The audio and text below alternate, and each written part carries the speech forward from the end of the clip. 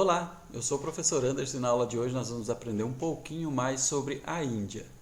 A Índia, que é um país muito importante para o mundo, um país de cultura milenar, é uma superpotência militar, é uma superpotência econômica também, e aí a gente vai ficar conhecendo alguns de seus aspectos. Para iniciar nossa aula, eu coloquei essa imagem aqui. Essa imagem ela representa o Taj Mahal, que é um dos monumentos que a Índia tem. É um monumento considerado a maior construção em homenagem ao amor. Por quê? Teve uma época lá na Índia que tinha um governante da região em que ele tinha uma de suas esposas preferidas, a esposa Mahal, chamada de a eleita do palácio. Ela acabou falecendo lá no seu 14º filho. A sua esposa faleceu. E aí ele ficou muito triste, ficou muito abalado com a perda da sua esposa preferida e ele acabou construindo todos esses monumentos, mesquitas, hospedaria, parques em volta em homenagem a ela. E essa construção persiste até hoje, é um dos pontos mais visitados do mundo. O Taj Mahal é um dos lugares mais belos do mundo. Ele foi eleito por votações da internet como a 7ª maravilha do mundo. Então a Índia é esse país de muita história, de muitas paisagens naturais belas e de muitas paisagens construídas pelo homem também muito belas. Então, o subcontinente indiano, vamos ver onde a Índia se localiza? Ela está aqui, na parte sul da Ásia. Estão vendo aqui? Aqui tem a cordilheira do Himalaia. Olha o Monte Everest aqui, 8.848 metros de altitude, o ponto mais alto da Terra. Então, ela se localiza aqui nessa região. Ela engloba países como a Índia, Butão, Bangladesh. Esses países fazem parte do subcontinente indiano. A Índia também faz fronteira aqui com o Paquistão e do outro lado com o Myanmar, e ao sul ela é banhada pelo Oceano Índico. Aí aqui a gente tem denominações regionais para os mares, por exemplo, o Golfo de Bengala ou o Mar Arábico, que são denominações regionais, são mares que fazem parte do Oceano Índico. Vocês podem ver que a maioria do relevo aqui do subcontinente indiano é formado por planaltos. Essas cores aqui em tom de amarelo mais claro, amarelo um pouco mais escuro, são as áreas de planalto. E aí no extremo norte tem uma barreira, uma grande barreira que é a cordilheira do Himalaia. Então a Índia se localiza nessa região. Uma das características da Índia é que ela vive até hoje com um sistema de castas. É um sistema milenar, um sistema que começou há 5.000 anos atrás e que ele persiste até hoje. Então, por causa dele, a sociedade é dividida com base em etnia, na atividade profissional exercida. É muito difícil uma pessoa de uma etnia conseguir uma vaga de emprego, conseguir exercer uma profissão em uma casta diferente daquela que ela nasceu. E isso faz com que haja pouca ascensão profissional e pouca ascensão social. Existe uma divisão social ligada ao hinduísmo, que é uma tradição religiosa de milhares de anos. Então, essa tradição ela diz que a sociedade indiana deve ser dividida entre brahmanes, que são os religiosos e nobres, entre os kshatriyas, que são os governantes, os guerreiros, os vaisyas, que são os comerciantes, os sudras, os agricultores e prestadores de serviço. No passado, os sudras também eram os escravos, aqui hoje não existe oficialmente escravidão na Índia.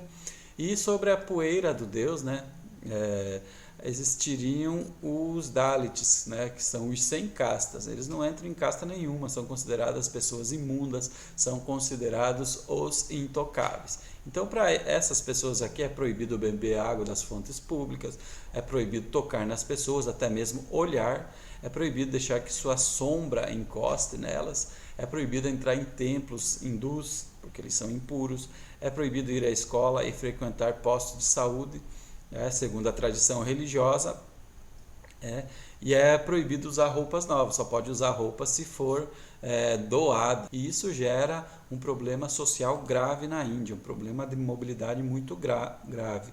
Por quê? É muito raro, é muito difícil, por exemplo, um brahmane se casar com um kshatriya, para existir essa mobilidade social. Estima-se que mais de 90% dos casamentos entre os indianos eles são dentro da própria casta. Por exemplo, kshatriya casa com kshatriya, brahmane casa com brahmane, vaisyas casam com Vaisyas. Então não se pode ter essa mistura, né, entre as etnias, entre as castas. Isso gera problemas sociais, gera problemas de preconceito de um em relação ao outro. Até mesmo nos cemitérios lá na Índia, as pessoas separam, né? Tem a regionalização dentro do cemitério dos Kshatriyas, tem o túmulo dos Sudras, tem o túmulo dos Vaisyas, enfim, eles não se misturam, nem mesmo depois que morrem, os corpos costumam a ser separados, ter essa divisão. Nos bairros também existe, nos empregos, nas empresas ainda persistem.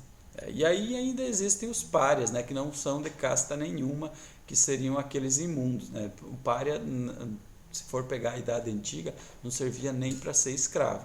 Eram aquelas pessoas que eram deixadas à margem da sociedade, como se fosse lixo mesmo, né? Pessoas que para eles só sobra os restos dos outros. E isso faz com que a Índia seja um país ainda muito pobre, muito desigual. Existe uma grande desigualdade dentro da Índia. É um país que gera muita riqueza, porém essa riqueza é concentrada. Apesar de existir esse sistema de casta, existem hoje movimentos contra o sistema de casta, movimentos estudantis que brigam contra essas manifestações tradicionais. Então, após a independência da Índia, em 47, foi abolido oficialmente o sistema de castas. Mas vocês sabem muito bem que não adianta apenas você abolir, né, uma coisa que foi criada há aproximadamente 5.000 anos atrás, começou a ser criada 5.000 anos atrás, você não vai resolver em 50, 70 anos de Constituição dizendo que as pessoas devem ser iguais, que as pessoas devem se tratar como iguais. A religião ainda persiste, as ideias religiosas na Índia ainda são muito fortes, e se a religião é muito forte, não vai ser uma Constituição que vai fazer com que a situação real das pessoas mude. Então, no passado, a Índia ela já foi uma parte do Império Britânico, ela foi colônia do Império Britânico. Então, lá no século XVII, iniciou-se a colonização de toda a área atual do subcontinente indiano, e ela englobava vários países que nós temos hoje. Por exemplo, o Paquistão, estão vendo aqui o Paquistão, ele fazia parte das Índias britânicas. A própria Índia, a região da Caxemira, que é uma região de conflito entre o Paquistão e a Índia, os dois disputam a região da Caxemira até hoje. Bangladesh, Myanmar, tudo isso faziam parte das Índias britânicas, até mesmo Sri Lanka.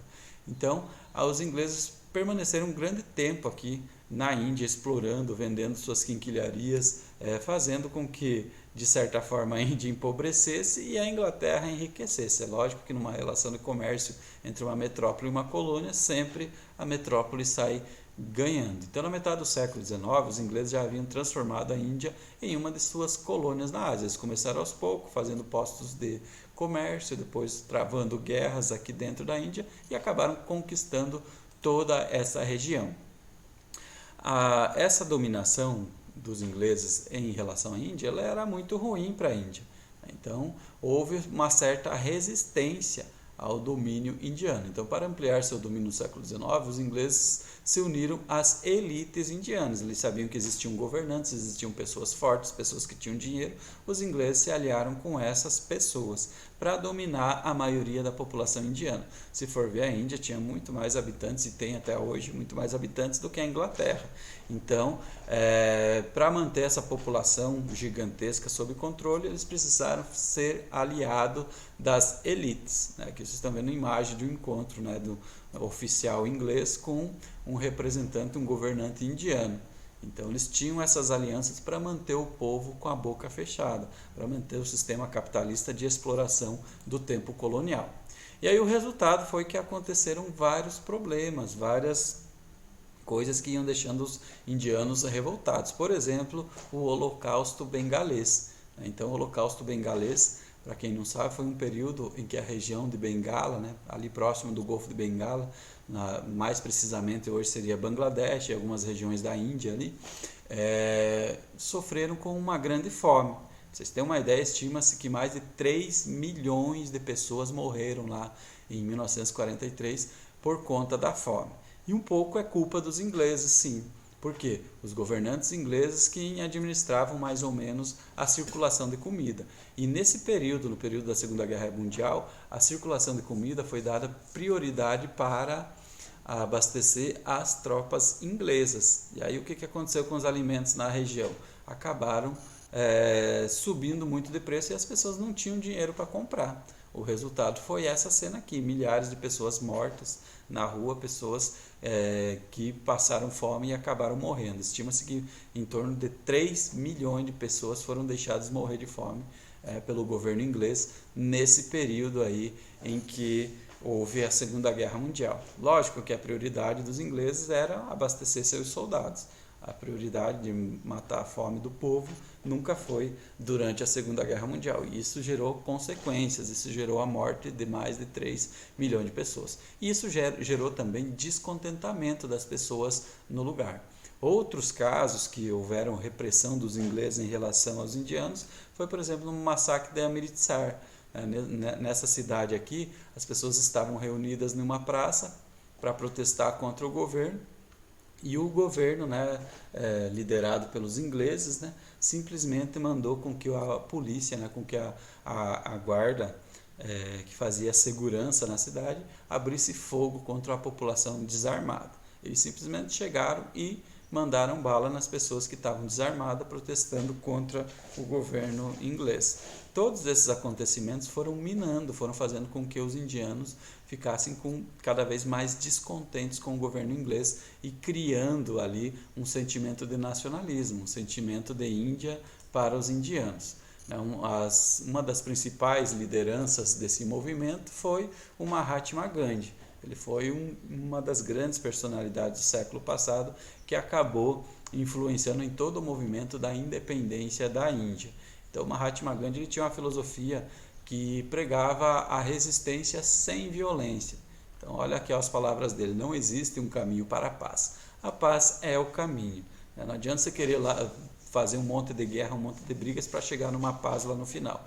Para ele, a paz tinha que ser agora, tinha que ser nesse momento, sem brigas, sem confronto direto, você conseguiria a independência da Índia. E aí ele começou, lá no início da sua caminhada, a organizar manifestações, a fazer protestos contra o governo inglês. Como que eram esses protestos? Por exemplo, ele sugeria que as pessoas boicotassem as empresas inglesas, boicotassem os serviços ingleses. À medida que essas empresas foram tendo prejuízo, a Inglaterra foi perdendo interesse pela Índia e o movimento da independência da Índia foi ganhando força. Outro importante personagem da independência da Índia foi o Nehru. Ele que foi a grande liderança política, foi o primeiro presidente da Índia após a sua independência lá em 1947.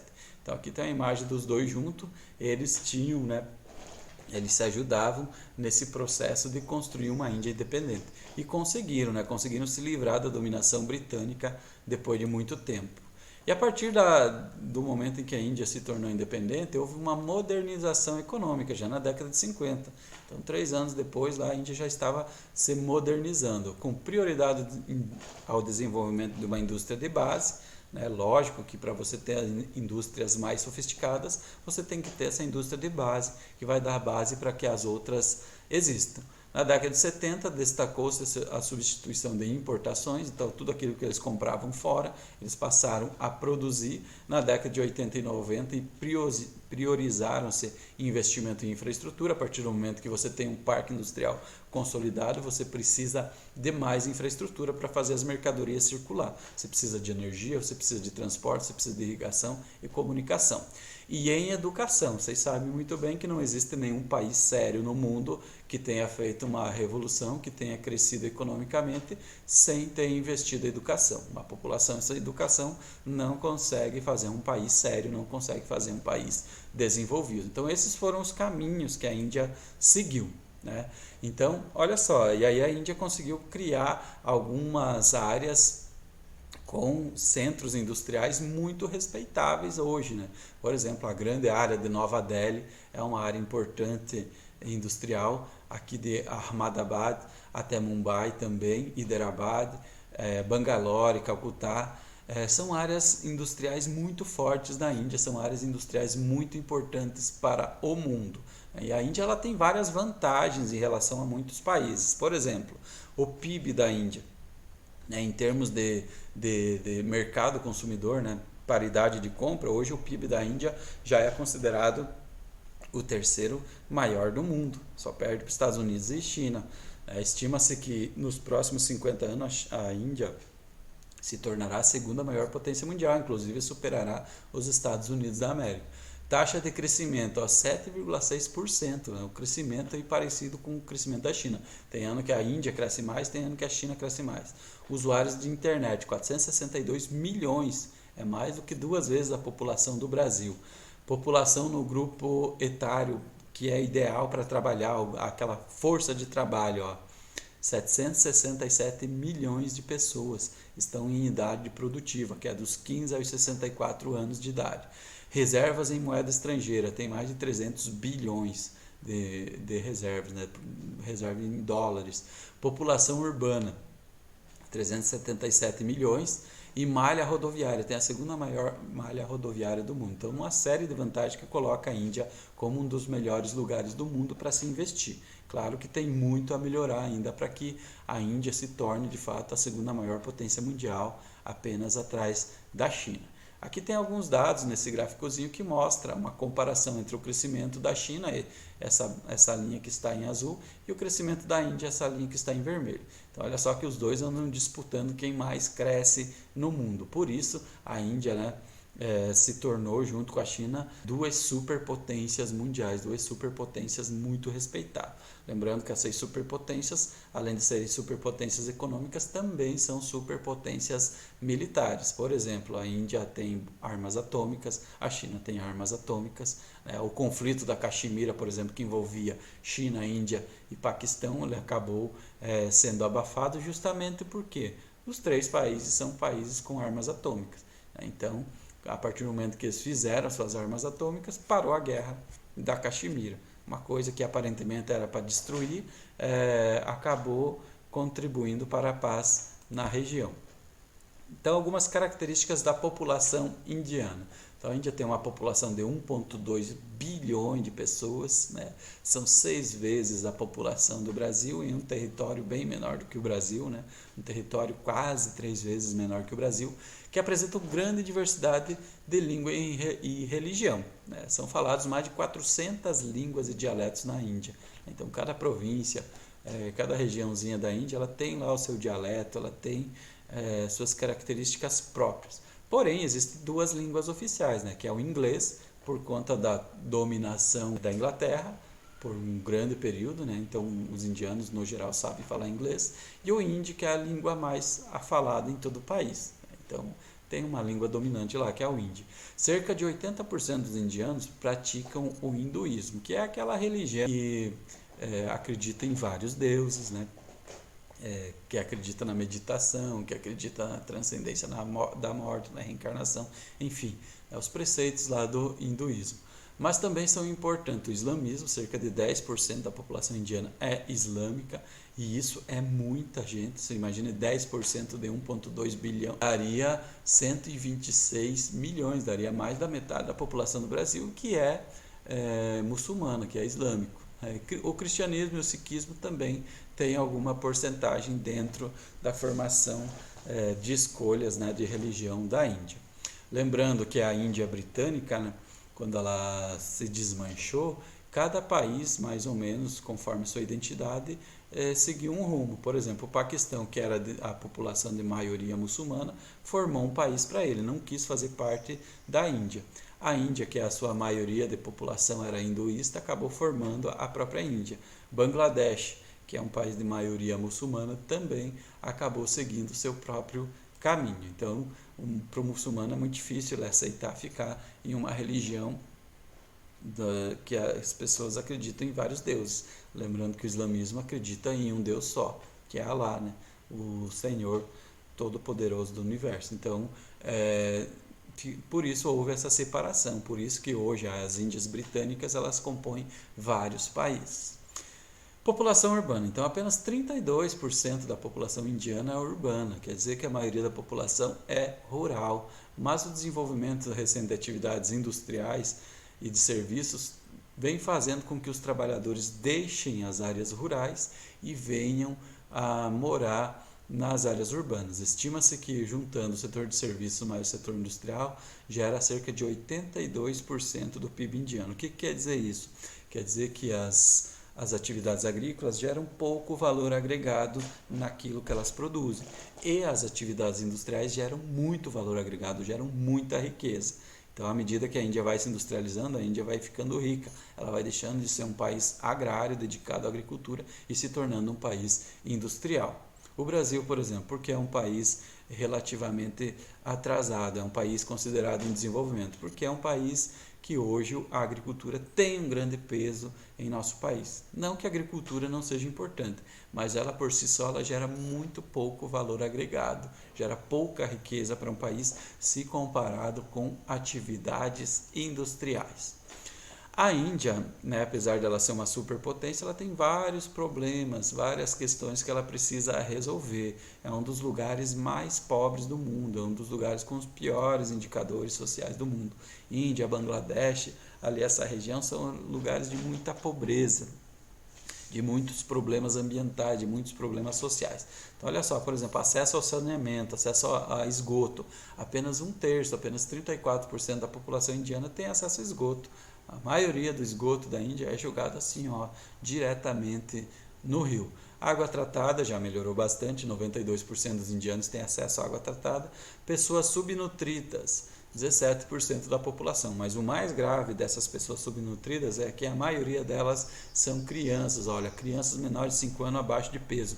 43% das crianças indianas estão abaixo do peso. E isso é muito ruim, porque se a criança não come direito, se a criança não se alimenta, isso vai prejudicar o seu desenvolvimento físico e até mesmo o seu desenvolvimento intelectual. O cérebro ele precisa de carboidrato, ele precisa dos nutrientes necessários para que ele funcione bem, para que ele cresça, para que ele se desenvolva. Se não houver essa carga mínima necessária, as pessoas acabam sofrendo depois quando crescem, sofrendo com problemas de baixo aprendizado, sofrendo com problemas de baixa estatura. Para vocês terem uma ideia, o americano médio ele é um pouco mais alto do que o brasileiro médio. Por quê? Porque o americano médio ele tem mais acesso às proteínas, tem mais acesso aos carboidratos, às vitaminas necessárias para o seu crescimento. Isso gera, no mundo em geral, né, os países onde tem carência de comida, gera uma população de mais baixa estatura, uma população com más formações, né? O seu corpo não forma-se da maneira como deveria. Tem esse desafio ainda de acabar com as crianças menores de 5 anos abaixo do peso. Existe uma questão ambiental também, né? Os rios em geral são muito poluídos. Parte dessa poluição ela é gerada pela contaminação das fábricas que jogam dejetos nos rios, mas principalmente pela população. Então a população lá na Índia ela acredita que os rios são sagrados, e esses rios sagrados, em muitos casos, eles são responsáveis por levar elementos sagrados de sua religião. Por exemplo, a vaca na Índia é um animal sagrado. Quando a vaca morre, o indiano não pode, né? Se ele seguir lá o hinduísmo, não pode comer a vaca, ele joga essa vaca dentro do rio.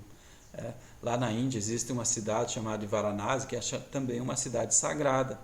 Por exemplo, quando uma pessoa morre, o corpo dessa pessoa é queimado lá em Varanasi, chamada Cidade dos Mortos, e aí os restos mortais da pessoa acabam sendo jogados no rio. O rio é um ente sagrado que conduz essa pessoa para os lugares onde os deuses habitam. Então, existe essa crença religiosa. A cobra é sagrada, essa cobra, encontrar a cobra morta também joga-se no rio, enfim. Uma infinidade de animais lá dentro do hinduísmo que são sagrados e acabam tendo esse mesmo destino. Além dessa questão religiosa, existe também a falta de infraestrutura mesmo das pessoas. As pessoas acabam jogando seu lixo dentro do rio e acabam gerando muita poluição nas águas indianas. Então aí vocês estão vendo que às vezes as pessoas vão se purificar no rio sagrado e acabam convivendo ali naquele ambiente de pessoas mortas, de animais mortos, de lixo, ali tudo no mesmo ambiente, um ambiente muito degradante. E essa situação ela precisa ser melhorada, ela precisa ser vencida dentro da Índia. A Índia tem muito a melhorar em relação às questões ambientais. Em relação ao uso de energias também, a Índia é um dos maiores poluidores do mundo através da utilização do carvão para movimentar suas indústrias. Então a Índia tem esse desafio de investir em matrizes energéticas mais sustentáveis, matrizes energéticas que não degradem tanto o seu meio ambiente. Essa foi a nossa aula de hoje sobre o continente indiano. Eu fico por aqui e até a próxima, pessoal.